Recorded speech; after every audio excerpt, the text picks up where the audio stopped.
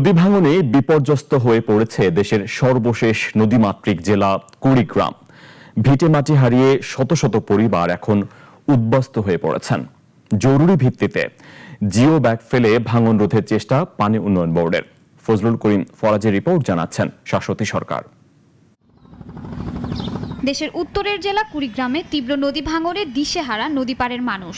সদর উপজেলার মুন্সিপাড়া ও বানিয়াপাড়ায় শুরু হয়েছে দুধকুমার ও ব্রহ্মপুত্র নদের তীব্র ভাঙন।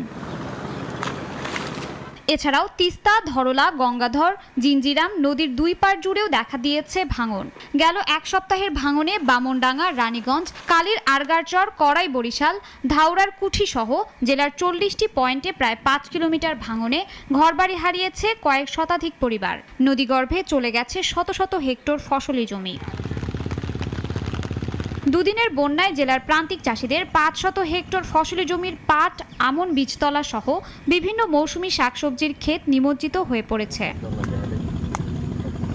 ভাঙন হুমকিতে এখনও নদীর অববাহিকার হাজারো পরিবার সহ নানা স্থাপনা। দিন যত গড়াচ্ছে ততই বাড়ছে ভাঙনের ভয়াবহতা।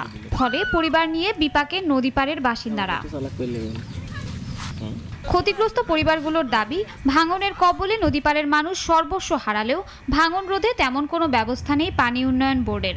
এই বাজারটা যদি ভাঙার সম্মুখীন হয়েছে অলরেডি, কিন্তু সেখানে যদি সেইভাবে বাঁধ রক্ষা করা না হয়, তাহলে আমাদের ভবিষ্যৎ যাত্রা করতে মনে করবো যে আমরা বিলীন হয়ে আসবো। প্রতি বছরে এইরকম ভাঙনি আমাদের এখানে চলছে, কিন্তু সরকার কোনো বড় ধরনের স্থায়ীভাবে কোনো বাঁধের কোনো ব্যবস্থা নিচ্ছে না। এই যে কোনোরকম ভাবে বস্তা ফেলান, এই যে বস্তা ফেলে তো কোনো কাজ হয় না। জেলার 30টি পয়েন্টে ভাঙন রোধে বালু ভর্তি জিও ব্যাগ ফেলা হচ্ছে বলে জানায় পাউবো। 40টির মতো জায়গায় আমরা ভাঙন পরিলক্ষিত পেয়েছি। এর মধ্যে আমরা 30টি জায়গায় ইমার্জেন্সি কাজ বাস্তবায়ন শুরু করেছি। আর বাইরেও আমরা পর্যবেক্ষণে রেখেছি বাকি স্পটগুলো। পরবর্তীতে আমরা অবস্থা বুঝে সেখানেও আমরা প্রয়োজনীয় ব্যবস্থা নিব। বন্যা সতর্কীকরণ ও পূর্বাভাস কেন্দ্র জানিয়েছে, আগামী কয়েকদিন নদী সংলগ্ন নিম্নাঞ্চল কোথাও কোথাও প্লাবিত হওয়ার সম্ভাবনা রয়েছে। শাশ্বতী সরকার, নাগরিক।